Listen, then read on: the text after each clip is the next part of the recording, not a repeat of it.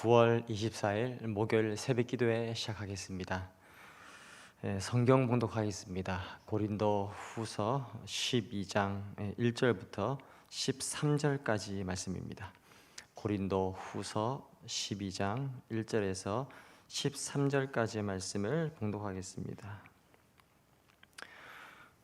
하나님의 말씀을 함께 읽겠습니다. 12장 1절부터입니다. 무익하나마 내가 부득불 자랑하노니 주의 환상과 계시를 말하리라. 내가 그리스도 안에 있는 한 사람을 아노니 그는 14년 전에 셋째 하늘에 이끌려 간 자라. 그가 몸 안에 있었는지 몸 밖에 있었는지 나는 모르거니와 하나님은 아시느니라. 내가 이런 사람을 아노니 그가 몸 안에 있었는지 몸 밖에 있었는지 나는 모르거니와 하나님은 아시느니라. 그가 낙원으로 이끌려가서 말로 표현할 수 없는 말을 들었으니 사람이 가히 이르지 못할 말이로다. 내가 이런 사람을 위하여 자랑하겠으나 나를 위하여는 약한 것들 외에 자랑하지 아니하리라. 내가 만일 자랑하고자 하여도 어리석은 자가 되지 아니할 것은 내가 참말을 함이라. 그러나 누가 나를 보는 바와 내게 듣는 바에 지나치게 생각할까 두려워하여 그만두노라. 여러 계시를 받은 것이 지극히 크므로 너무 자만하지 않게 하시려고 내 육체에 가시 곧 사탄의 사자를 주셨으니 이는 나를 쳐서 너무 자만하지 않게 하려 하심이라. 이것이 내게서 떠나가게 하기 위하여 내가 3번 주께 간구하였더니 나에게 이르시기를 내 은혜가 내게 족하도다. 이는 내 능력이 약한 데서 온전하여짐이라 하신지라.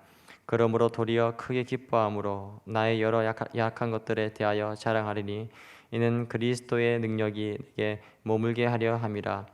그러므로 내가 그리스도를 위하여 약한 것들과 능력과 궁핍과 박해와 곤고를 기뻐하노니 이는 내가 약한 그때에 강함이라. 내가 어리석은 자가 되었으나 너희가 억지로 시킨 것이니 나는 너희에게 칭찬을 받아야 마땅하도다. 내가 아무것도 아니나 지극히 크다는 사도들보다 조금도 부족하지 아니하니라. 사도의 표가 된 것은 내가 너희 가운데서 모든 참음과 표적과 기사와 능력을 행한 것이라.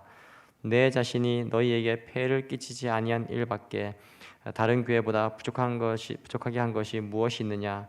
너희는 나의 이 공평하지 못한 것을 용서하라. 아멘. 네, 바울 사도는 고린도 후서 10장에서부터 자신을 반대하고 공격하는 그런 사람들이 그 고린도 교회 안에 있다는 것을 알고 자신의 그 사도권, 사도의 직무에 대해서 변호하고 호소를 하고 있습니다. 그러면서 동시에 주께서 주신 권세로 내가 자랑스럽게 말할 수 있는, 주 안에서 자랑할 수 있는 부끄럽지 않은 자랑을 고린도에 있는 성도들에게 겸손하게 나누고 있습니다. 바울 사도는 이 고린도에 있는 성도들을 하나님이 주신 열심으로 교회를 아주 열심히 섬겼다는 사실을 피력하고 있습니다. 그리고 이 고린도 후서의 마지막에서 바울은 말하기를 나를 반대하고 공격하는 사람들이 있을지라도 나는 여러분들을 더욱 사랑하겠다는 그런 메시지를 전하고 있습니다. 오늘 읽은 성경 말씀에서 바울 사도는 그렇게 자랑해도 좋을 것이 없는 자신이 경험한 환상과 계시, 그리고 자신의 약함과 하나님의 은혜, 그리고 사도로서 수고한 그 마음의 심정을 이 고린도 교회 성도들에게 내어놓고 있습니다. 이렇게 바울이 말할 수밖에 없었던 것은 고린도 교인들이 계속해서 그에게 사도의 표를, 사도의 증거를 보이라고 요구했기 때문인 것으로 보입니다. 오늘 1절에서 4절까지 말씀에서는 바울이 직접 이렇게 자신이 체험한 환상과 계시를 말하는 내용이고, 5절에서 10절까지는 자신의 여러 약한 것들을 자랑하는 그 이유를 말하고 있습니다. 마지막 11절에서 13절까지는 바울이 사도로 섬긴 증거를 보여주고 있습니다. 오늘 읽은 성경 말씀은 이렇게 시작이 됩니다. 무익하나마 내가 부득불 자랑하노니 주의 환상과 계시를 말하리라. 바울은 자기가 일생 동안에 하나님의 나라를 위해서 일하면서 복음을 위해서 수고를 하면서 여러 가지 계시를, 엄청난 계시를 받았는데 그 계시들 중에서 하나의 계시가 오늘 본문에 기록되고 있습니다. 사람의 말로는 표현하기 어려운 아주 놀라운 그런 계시적 체험을 한 것으로 보여집니다. 그런데 바울은 그것을 내가 체험했다 이렇게 말하지 않고 내가 그리스도 안에 있는 한 사람을 내가 알고 있는데 그가 오래전 어느 날 셋째 하늘에 삼층천에 이끌려가서 거기서 놀라운 음성을 듣고 놀라운 체험을 했다 이렇게 자신의 얘기를 한 것입니다. 셋째 하늘, 삼층천에 이끌려간 그 천상의 신비를 경험할 수 있었던 사건, 놀라운 체험을 한 것입니다. 이런 놀라운 체험뿐만 아니라 사실 바울이 사람들을 위해서 기도하면 병이 나았습니다. 무엇을 위해서 기도하면 바울이 기도하면 기적 같은 사건들이 일어납니다. 가는 곳마다 바울이 복음을 전할 때마다 사람들이 복음을 받아들이고 복음을 받아들인 그 사람들을 통해서 교회가 세워지고 또 바울이 가는 곳마다 이 사람들이 변하고 도시가 변하고 세상이 변하기 시작합니다. 그야말로 바울은 그 당시의 세계를 1세기의 역사를 바꾸는 그런 인물이었습니다. 이 정도가 되면 바울이 신으로 추앙받을 만한 것인데요. 그런데 이런 바울에게도 육체를 찌르는 가시가 있었다는 것을 말합니다. 그래서 그는 3번씩이나 하나님 앞에 이 육체의 가시를 위해서 하나님 앞에 간절히 기도했습니다. 하나님 이 가시를 옮겨 주십시오. 이 가시를 옮겨 달라고, 내 몸을 찌르는 것이 떠나가게 달라고 그렇게 간구합니다. 그런데 왜일까요? 이 병이 낫질 않습니다. 가시가 옮겨지지 않습니다. 남들의 병은 고치면서 자신의 병은 고치지 못한 것입니다. 그때 바울이 받았던 응답이 있습니다. 하나님께서 나를 너무 자만하지 않게 하시려고, 혹은 나를 교만하지 않게 하시려고 이 고난을 주셨다는 그런 깨달음이었습니다. 이것을 다른 말로 말하면 나도 불가능이 있는, 모든 것을 다 할 수 있는 사람이 아니라 유한하고 연약한 인간임을 깨닫기 위해서 하나님이 이 고난을 허용하셨다는 것을 바울이 깨달은 것입니다. 그래서 바울 사도가 이런 역설적인 고백을 할 수가 있었습니다. 내가 약할 때가 바로 내가 강함이라. 그것이 10절의 말씀입니다. 10절 말씀에 그러므로 내가 그리스도를 위하여 약한 것들과 능욕과 궁핍과 박해와 곤고를 기뻐하노니 이는 내가 약한 그때에 강함이라. 아멘. 바울은 내가 자랑할 만한 것을 자랑하는 사람이 되기보다는 내가 약한 것들을 자랑하겠다 고백합니다. 약한 것들을 자랑한다. 왜냐하면 이 약함이, 내가 약하기 때문에 주님 앞에 나아가고 그 약함 때문에 내가 주님을 의지하고 주님의 능력을 경험하고 주의 놀라운 은혜를 입고 살 수가 있다면 나는 내 약함을 자랑하며 살겠다고 그렇게 말하는 것입니다. 우리의 몸을, 육체를 찌르는 가시, 이 가시 자체는 좋은 것이 아니죠. 가시는 우리를 찌르는 것이기 때문에, 아프게 하기 때문에, 고통을 가져다 주기 때문에 좋은 것이 아닙니다. 그래서 바울은 이것을 사탄의 사자다 그랬습니다. 사탄의 도구로 사용될 수가 있는 것입니다. 성경학자들은 이 바울이 말한 육체의 가시에 대해서 여러 가지 의견을 말합니다. 가장 많이 알려진 얘기는 아마도 바울에게 고질적인 병이 있었는데 아마도 이것이 안질이 아니었을까, 바울에게 이 안질을 의미하는 것이 아닐까 이렇게 생각합니다. 그래서 평생에 고치기 어려운 그런 안질이 아닐까 이렇게 추측을 하기도 하고, 그리고 여기에는 여러 가지 성경적 근거를 우리가 찾아볼 수 있습니다. 또 어떤 학자들은 간질이었을 것이다 이렇게 추측을 합니다. 바울에게 간질이 있었을 것이다.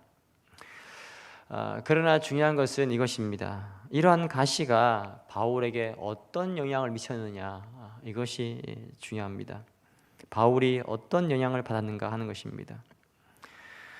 바울은 많은 하나님의 계시를 받았습니다. 그리고 하나님의 은사를 많이 받았습니다. 특별한 체험도 했습니다. 그러나 이런 육체적인 가시 때문에 바울은 결코 자만하지 않고 겸손할 수가 있었던 것입니다. 하나님 앞에 더욱 기도할 수가 있었고, 하나님을 의지할 수가 있었으며, 주님의 은혜로 기뻐할 수가 있었고, 그리스도의 능력이 그와 함께하는 것을 경험할 수 있었다고 그렇게 말합니다. 그런데 이러한 하나님의 능력을 경험하는 일과 은혜로 기뻐하는 것, 겸손할 수 있게 만든 것, 그것이 바로 육체의 가시 때문이었다는 사실입니다. 그래서 이 가시는 오히려 축복이라고 고백할 수가 있는 것입니다. 본문 11절 이하 13절에서 바울은 숱한 어려움 속에서도 하나님의 은혜로 표적과 기사와 능력을 모든 찬문 가운데서 여러분에게 행하였다 이렇게 말합니다. 바울은 자신을 가리켜서 모든 성도 중에 지극히 작은 자라는 표현을 한 적이 있습니다. 그러나 이 고린도 후서에서는 지극히 크다는 사도들보다 조금도 부족하지 않다는 것을 오히려 역설적으로 이렇게 말합니다. 바울 자신이 사도라고 말하는 근거는 자신이 행한 표적과 기사와 능력에 있습니다.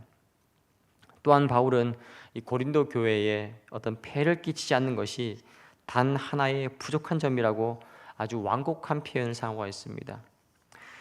이런 바울에게 고린도 교인들은 용서가 아니라 오히려 이 바울에게 감사를 해야 하는 것이 합당한 자세가 아니냐고 그렇게 성경은 기록하고 있는 것입니다.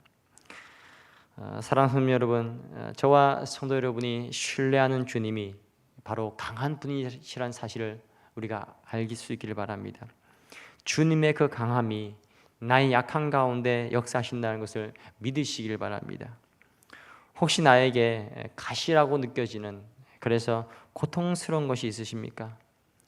어쩌면 주님이 당장에 내 몸에 어떤 가시를 뽑아가지 않으실지 모르지만, 그러나 주님이 함께 하신다면, 주님의 능력이 함께 하신다면 나는 넉넉히 그 가시를 극복하고 나의 약함 속에서도 주님을 찬양하고 또 자랑할 수 있게 될 것입니다.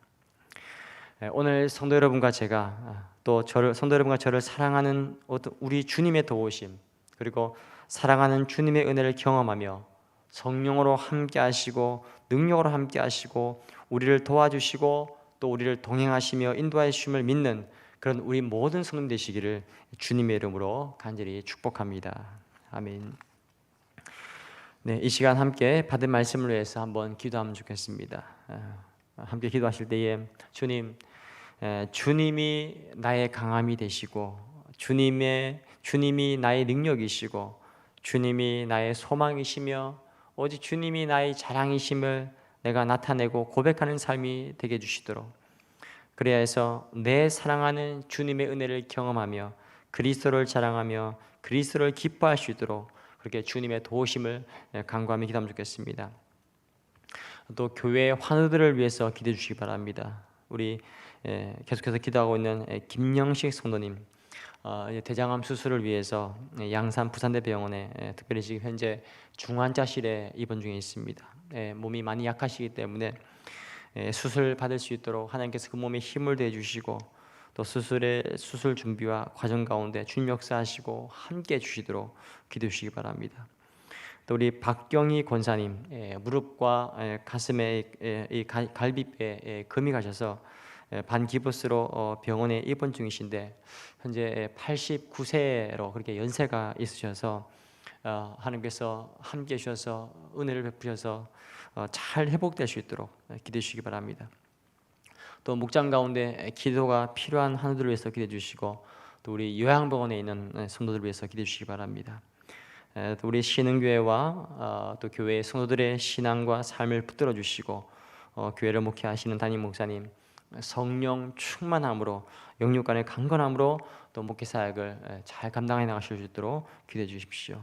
이 시간 말씀과 또 환우와 교회와 담임 목사를 위해서 기도하고 개인 기도하시기 바랍니다. 기도하겠습니다.